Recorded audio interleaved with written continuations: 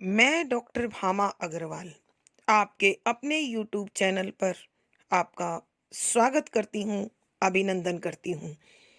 आइए प्यारे बच्चों, आज हम श्री नरेश मेहता जी द्वारा रचित मंत्र गंध और भाषा नामक कविता का अध्ययन आरंभ करते हैं। इस कविता को अध्ययन में सरल व सुगम बनाने के लिए आइए कुछ स्मरणीय बिंदुओं पर अपना ध्यान केंद्रित करते हैं।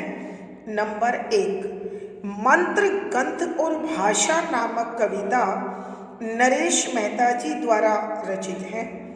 नंबर 2, नरेश मेहता जी नई कविता के सशक्त हस्ताक्षर हैं। नंबर 3, इस कविता में प्रकृति के महत्व को दर्शाया गया है। नंबर 4, मंत्रों की महक केवल धर्म ग्रंथ में नहीं होती बल्कि भाषा में प्रकृति के प्रत्येक तत्व में होती है। नंबर 5, मंत्र की गंध का अर्थ मेरी दृष्टि में इच्छित वस्तु की प्राप्ति अथवा सिद्धि या सम्मोहन शक्ति से है।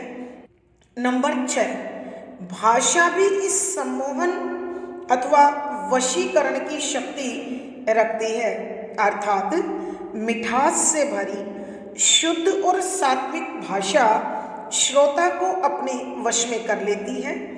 नंबर 7, प्रकृति के प्रत्येक तत्व की अपनी भाषा, अपनी महक होती है जो किसी भी धर्म ग्रंथ में नहीं होती है। नंबर 8, धरती का स्पर्श, भोजपत्र वेद मंत्र के समान ही है। नंबर 9, देवदारू की लकड़ी कवि ने उपनिषदों के समान पवित्र बताई है। नंबर 10, हिमालय की चोटियों से गिरते झरनों की आवाज स्तुति पाठ के समान लगती है। नंबर 11, अग्नि व वृक्षों से छलती धूप की महक इतनी मोहक होती है जो किसी शतपथ ब्राह्मण में नहीं है। नंबर 12, वेद, उपनिषद, ब्राह्मण, आरण्यक ये सब धार्मिक ग्रंथ हैं। नंबर 13, पर्यावरण व प्रकृति का प्रत्येक तत्व विशेष प्रकार के आकर्षण को समाहित रखता है जो कवि को सम्मोहित कर रहा है। नंबर 14, कवि इन सबको नाम इसलिए नहीं देना चाहते क्योंकि प्रकृति का आकर्षण अंतहीन और प्रतिपल नए रंग में ढलता दिखाई देता है। नंबर 15, किसी भी तत्व को नाम देना उसकी सीमाओं को सीमित कर देना होता है। नंबर 16, एकांत, मेले, शोरगुल, शांति, पतझड़ अथवा बसंत सबकी अपनी अपनी भाषा है और अपनी अपनी महक है, अर्थात सब अपने विशेष गुण से दूसरों को अपनी ओर आकर्षित करते हैं, सम्मोहित करते हैं। आइए अब हम कविता के पदों की व्याख्या करते हैं। पद संख्या 4, जो ग्रंथों में नहीं होती पर प्राय जिसे मैंने एकांत और कोलाहलों में सुना है, रात और दिन के कृष्ण शुक्ल स्वरों में यूं सूर्याएं यजुर्वेद हो जाती हैं। प्रसंग, प्रस्तुत पद हमारी हिंदी की पाठ्य पुस्तक समकालीन हिंदी कविता में संकलित श्री नरेश मेहता जी द्वारा रचित मंत्र गंध और भाषा से लिया गया है। संदर्भ, यहाँ कवि बताते हैं कि मंत्रों की महक केवल धर्म ग्रंथों में नहीं होती बल्कि वह इस सृष्टि के कण कण में और भाषा में भी समाहित होती है। कवि अनेक ऐसे उदाहरण प्रस्तुत कर रहे हैं जो कवि को अपने से बात करते और अपने आकर्षण में बांधते हुए उन्हें प्रतीत होते हैं। यहाँ कवि बताते हैं कि प्रकृति का प्रत्येक क्रियाकलाप, प्रत्येक व्यवहार अपनी एक अलग बोली रखता है, अपनी एक अलग पहचान रखता है। वास्तव में कवि बताना चाहते हैं कि हमारे ऋषि मुनि, साधु सन्यासियों, मनीषियों ने जब वेद ग्रंथों की रचना की, पुराणों की रचना की, धर्म ग्रंथों की रचना की, तो उनका जो दृष्टिकोण था वो पूर्ण आध्यात्मिक था। ईश्वर और ईश्वर से प्राप्त होने वाली सिद्धियां प्रकृति की गोद में रहते रहते वो प्रकृति में इस प्रकार रम गए थे कि उनकी भाषा उन्हें अलग महसूस नहीं होती थी। यहाँ कवि प्रकृति के उसी स्वरूप को उल्लेखित करते हुए कहते हैं कि व्याख्या शब्दों के अर्थ साथ साथ जो कि ग्रंथों, धर्म ग्रंथों में नहीं होती, मुझे प्राप्त नहीं हुई, परंतु प्राय अक्सर जिसे अर्थात एक विशेष भाषा को, एक अलग ही सुगंध को मैंने कवि ने अपने लिए प्रयोग किया है। एकांत जहाँ बिल्कुल अकेलापन है, अर्थात प्रकृति नितांत अकेली है, सुनसान है, वहाँ भी साए साए की आवाज़ गूंजती है और कोलाहलों में। और जब प्रकृति शोर करती है, अर्थात पानी के बहने की आवाज़, तूफान बवंडर के चलने की आवाज़, मंद मंद बहती पवन में पत्तों के, फूलों के टकराने की आवाज़, पक्षियों के बोलने की आवाज़, भंवरों के गुंजार करने की आवाज़, तो ये सब मुझे अलग ही स्वरूप में बतियाती सी, मुझसे बात करती सी महसूस होती है। तो रात और दिन के कृष्ण शुक्ल स्वरों में ये सूर्याएं यजुर्वेद हो जाती हैं। रात और दिन, रात दिन का बनना, कृष्ण अर्थात पूर्णिमा से प्रतिदिन चंद्रमा घटने लगता है और अमावस तक पूर्ण लोप हो जाते हैं। इस पक्ष को हम कृष्ण पक्ष कहते हैं।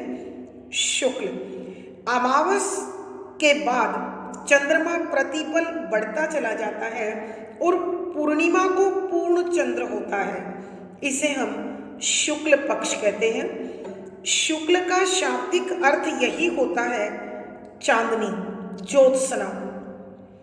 स्वरों में, आवाज में ये सूर्याएं, किरणें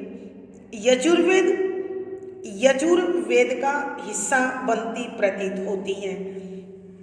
कवि नरेश मेहता जी यहाँ बता रहे हैं कि मैंने ग्रंथों में इस आवाज को नहीं सुना, नहीं पाया, उसका वर्णन मुझे नहीं मिला जो अक्सर मुझे प्रकृति के एकांत और सुने वातावरण में सुनने को मिली, देखने को मिली, समझने को मिली, और कभी बिल्कुल अलग स्वरूप में प्रकृति के शोर के साथ मुझे प्राप्त हुई।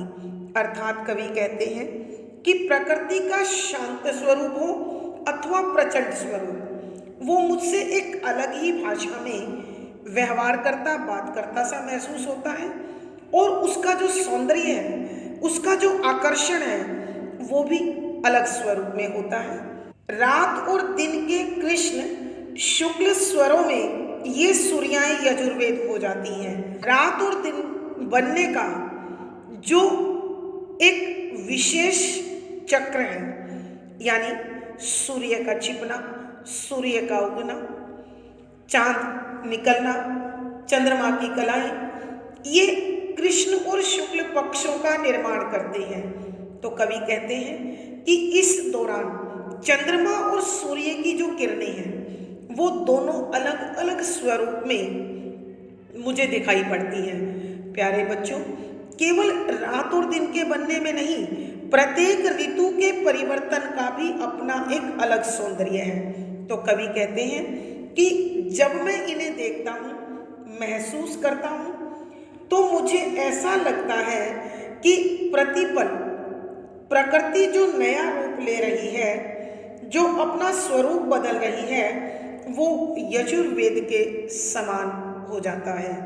जैसे यज्ञ की आहुतियों से, भविष्य से उसकी जो ज्वाला है वो अलग अलग स्वरूप में दिखाई देती है, तो यहाँ कवि को किरणें अलग स्वरूप में दिखाई देती है। आइए बच्चों, इस पद की व्याख्या हम एक बार फिर करते हैं। यहाँ कवि कह रहे हैं कि मैंने ग्रंथों में इस प्रकार की आवाज को न देखा है, न सुना है और न ही महसूस किया है, जो मैंने अक्सर प्रकृति के शांत स्वरूप के साथ अथवा प्रकृति के प्रचंड स्वरूप के साथ सुनी है, देखी है, महसूस की है और भोगी है। इसके अतिरिक्त रात और दिन बनने की प्रक्रिया में, ऋतुओं के परिवर्तन में, कृष्ण और शुक्ल पक्ष अर्थात अमावस्या और पूर्णिमा के बीच के सफर में मैंने चंद्रमा और सूर्य की जो किरणों का परिवर्तित रूप देखा है, जो बदला हुआ स्वरूप देखा है, वह मुझे यजुर्वेद के समान पवित्र दिखाई देता है। प्रकृति के बदलाव का मंत्र सा प्रतीत होता है। भावार्थ, कवि के कहने का भाव यह है कि प्रकृति भी अपने सात्विक भावों के साथ मानव मात्र के कल्याण का पथ प्रदर्शित करती है, उसी पथ पर स्वयं भी चल रही है। विशेष यहाँ कवि के संवेदनशील हृदय को पर्यावरण और प्रकृति के जो सुंदर स्वरूप, सम्मोहक स्वरूप का आभास हो रहा है, कवि उसे यहाँ वर्णित करते हैं। विशेष कवि का भावुक मन प्रकृति और भाषा में एक विशेष प्रकार की महक और आकर्षण को महसूस करता है। शुद्ध साहित्यिक खड़ी बोली का प्रयोग है, लाक्षणिक भाषा उठाई गई है, शांत रस प्रसाद गुण है, मुक्तक छंद गेय शैली और संगीतात्मकता बनी हुई है। यहाँ अनुप्रास, उल्लेख, मानवीकरण आदि अलंकारों का सुंदर सटीक प्रयोग हुआ है। पद संख्या 5। प्रत्येक क्षण एक मंत्र वनस्पति में परिणत होता है, जिसकी गंध फूल मात्र में होती है। नाम सीमा का होता है, असीम का नहीं। प्रसंग पूर्ववत संदर्भ, यहाँ कविवर बता रहे हैं कि मंत्रों की सुगंध केवल धर्म ग्रंथों में नहीं होती है, अर्थात मंत्रों का महत्व केवल धर्म ग्रंथ में नहीं है। वहाँ का एक एक मंत्र मैं इस प्रकृति में बदलता हुआ देखता हूँ कि यहाँ प्रकृति का प्रत्येक अवयव उसी मंत्र की भाषा बोलता सा और उसी की भांति आकर्षित करता सा महसूस होता है। और मैं इसका कोई नाम देकर, इसे कोई पहचान देकर इसकी सीमाओं को सीमित करना नहीं चाहता। क्यों? कवि इसी प्रकार के भावों को स्पष्ट करते हुए लिखते हैं कि व्याख्या शब्दों के अर्थ साथ साथ प्रत्येक हर क्षण पल एक एक मंत्र मंत्र की भांति वनस्पति पेड़ पौधे में परिणत बदल जाता है, जिसकी यानी मंत्र की गंध महक फूल मात्र में होती है कि एक एक फूल में अलग अलग महक के प्रकार के साथ, रंग के साथ दिखाई देती है। और यदि मैं नाम दूं तो ये नाम सीमाओं का होता है। यह तो अपने असीम सौंदर्य से, अंतहीन सौंदर्य से, अथाह सौंदर्य से मुझे अपने अंदर में बांधे हुए हैं। अर्थात कवि के कहने का अभिप्राय यह है कि मैं हर पल प्रकृति में जो परिवर्तन देखता हूँ, जो सौंदर्य देखता हूँ, वो धर्म ग्रंथों का वह मंत्र अपनी पूरी शक्ति के साथ वनस्पति में अपना स्वरूप बदलता सा, परिवर्तित होता सा दिखाई देता है। एक एक फूल में उसकी महक को महसूस किया जा सकता है, उसे समझा जा सकता है, भोगा जा सकता है। नाम सीमा का होता है, असीम का नहीं। यदि मैं इसको कोई नाम दे दूंगा या नाम देने का प्रयास करूंगा तो इसका जो सौंदर्य है, इसका जो विस्तार है, वो सीमित हो जाएगा। आइए बच्चों, इस पद की व्याख्या हम एक बार फिर करते हैं। यहाँ कवि कहना चाहते हैं कि मंत्र हर पल इस प्रकृति में किसी न किसी पेड़ पौधे के अलग सौंदर्य के रूप में बदलता रहता है। अर्थात कहने का भाव यह है कि पल पल अपना रंग बदलती प्रकृति इस मंत्र की अदम्य शक्ति को, इस मंत्र की दिव्य और अलौकिक शक्ति को अपने रंग में ढालती नजर आती है, जिसकी गंध फूल मात्र में होती है कि अलग अलग प्रकार के फूलों में, यानी हर फूल में इस मंत्र की महक फूल की महक में बदल जाती है। और मैं इस महक को कोई अलग नाम नहीं देना चाहता, क्योंकि अगर इसे मैंने कोई नाम दिया तो यह सीमाओं में बंध जाएगा, नाम में बंध जाएगा, और इसका जो व्यापक प्रभाव है, जो इसका व्यापक स्वरूप है, वो दूषित हो जाएगा, समाप्त हो जाएगा। अर्थात कवि के कहने का भाव यह है कि जब तक इस संसार में जो भी तत्व है वो जन जन की अनुभूतियों में अलग अलग स्वरूप के साथ उतर सकता है, जब तक हमने उसे कोई नाम नहीं दिया है। यदि उसे कोई नाम दे दिया तो फिर वो नाम उसकी पहचान, उसकी परिपाटी, उसकी परंपरा बन जाता है और पीढ़ी दर पीढ़ी वही चलता रहता है और उसका वास्तविक सौंदर्य समाप्त हो जाता है। भावार्थ, कवि के कहने का भाव यह है कि इस प्रकृति का प्रत्येक तत्व जब नए रंग में ढलता है, नए रंग में संवरता है, नई महक को संजोता है, तो ऐसा लगता है मानो कोई नया मंत्र उसमें अपना प्राण डाल रहा है, अपने प्राण फूंक रहा है। विशेष यहाँ कवि ने प्रकृति के सौंदर्य में और भाषा में मंत्र की महक अर्थात उसकी अलौकिक शक्ति को अनुभव किया है। शुद्ध साहित्यिक खड़ी बोली का प्रयोग है, लक्षणा शब्द शक्ति है, शांत रस प्रसाद गुण है, मुक्तक छंद के शैली और संगीतात्मकता बनी हुई है। यहाँ अनुप्रास, मानवीकरण आदि अलंकारों का सुंदर सटीक प्रयोग है। पद संख्या 6। तब भला उस गंध को क्या नाम दोगे जो फूल मात्र में होती है। हमारी सारी भाषाओं से परे वह एक साक्षात है जो केवल एकांत की मंत्र गंध होता है और वह केवल अवतरित होता है।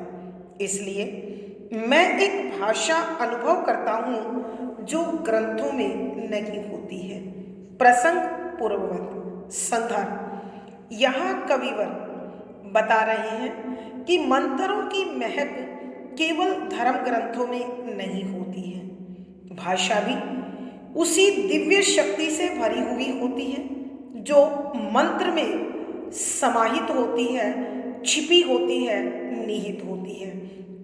और इस प्रकृति का प्रत्येक अवयव, प्रत्येक भाग, प्रत्येक अंग उसी मंत्र जैसी अलौकिक शक्ति से संपन्न है कि जिस प्रकार मंत्र आत्मा को शक्ति देता है और वह सिद्धियों को प्राप्त करता है। ठीक उसी प्रकार प्रकृति भी अपने सौंदर्य से दर्शकों को, इस पृथ्वी पर रहने वाले जीव जंतुओं को अपने सौंदर्य से, अपने आकर्षण से भर देती है और उनकी आत्मा, आंखें, मन सबको तृप्त कर देती है। तो इसी प्रकार के भावों को व्यक्त करते हुए कविवर लिखते हैं कि तब भला उस गंध को क्या नाम दोगे, कि बताओ उस महक को तुम क्या नाम दोगे जो फूल मात्र में होती है, कि हर फूल की महक अपनी अलग अलग है। तुम फूल को नाम दे सकते हो लेकिन महक को नाम नहीं दे सकते हो। हमें उस महक की पहचान के लिए यही कहना पड़ेगा कि यह गुलाब की महक है, कमल की महक है, चमेली की महक है आदि। अर्थात महक का अपना कोई अलग नाम नहीं दिया जा सकता, वो सिर्फ महक है और हर मन में, हर आत्मा में बसती है। हमारी सारी भाषाओं से परे वह एक साक्षात है कि वहां जाकर भाषा भी असमर्थ हो जाती है। भाषाओं से अलग यह एक प्रत्यक्ष अनुभव है जिसे सब महसूस कर सकते हैं, भोग सकते हैं, मगर उसे नाम नहीं दे सकते, जो केवल एकांत की मंत्र गंध होता है कि जब कोई व्यक्ति अकेला अपने चिंतन में डूबा हुआ, अपने मनन में डूबा हुआ उस पुष्प गंध को ग्रहण करता है तो उसे महसूस होता है कि ये फूल की महक न होकर उस मंत्र की भांति दिव्य आकर्षण से भरी हुई रोम रोम में बसती चली जाती है और वह केवल अवतरित होता है कि वह प्रयास से नहीं, स्वयं खुद ही इस प्रकृति का अंग बनता चला जाता है। यह प्रयास या कोशिश का परिणाम नहीं है, बल्कि यह दिव्य शक्ति का, ईश्वरीय शक्ति का परिणाम है जो खुद ब खुद उस फूल में शामिल होती चली जाती है। इसलिए मैं एक भाषा का अनुभव करता हूँ जो ग्रंथों में नहीं होती। तो कवि कहते हैं कि इस प्रकृति के तत्वों के साथ, प्रकृति के अंगों के साथ, अवयवों के साथ मैं जिस भाषा का अनुभव करता हूँ, जिसे महसूस करता हूँ, जिसे आत्मसात करता हूँ, वह इस संसार की किसी भी धर्म ग्रंथ की भाषा नहीं है। अर्थात कवि के कहने का भाव यह है कि एकांत के पलों में प्रकृति का प्रत्येक तत्व अपनी अलग भाषा के साथ, अलग महक के साथ मुझसे व्यवहार करता या मेरे तन मन में बसता मुझे महसूस होता है। आइए बच्चों, हम एक बार फिर इस पद की व्याख्या करते हैं। फूलों में बसी हुई महक प्रकृति के प्रत्येक तत्व में समाया आकर्षण कवि को अपनी ओर आकर्षित करता है। तो कवि कहता है कि ये जो अलग अलग फूलों में, प्रकृति के तत्वों में, पत्तों में, पेड़ों में, पेड़ की छाल में जो महक समाई हुई है, बसी हुई है, तुम उसे क्या नाम दोगे जो फूल मात्र की होती है, कि यह महक हर फूल की अपनी अलग होती है। इसकी पहचान केवल फूल की, अमुक फूल की महक के नाम से जाना जा सकता है, लेकिन हम इस सुगंध को, इस आत्मा को प्रसन्न कर देने वाली महक को कोई अलग से नाम नहीं दे सकते। हमारी सारी भाषाओं से परे वह एक साक्षात है कि इसे भाषाओं के बंधन में नहीं बांधा जा सकता।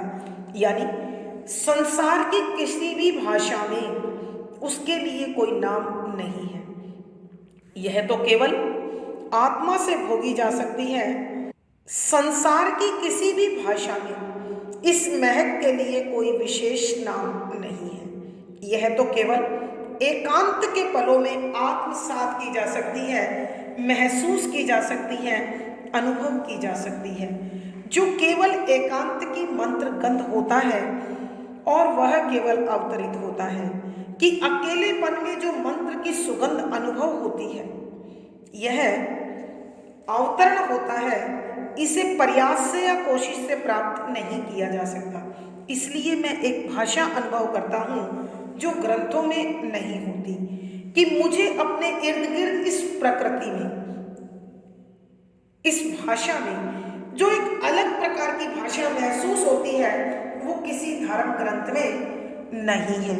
अर्थात कवि के कहने का भाव यह है कि प्रकृति के अवयवों में समाई हुई भाषा और महक किसी भी धर्म ग्रंथ का हिस्सा नहीं है, लेकिन फिर भी समूचे जीव जगत को वह अपने आप में समेटे हुए है, बांधे हुए हैं। भावार्थ, कवि के कहने का भाव यह है कि प्रकृति अपनी सौंदर्य में, अपने आकर्षण में और अपनी महक में इस जीव जगत को बांधने की क्षमता रखती है। विशेष यहाँ कवि ने मंत्रों की महक को भाषा और प्रकृति में अनुभव किया है।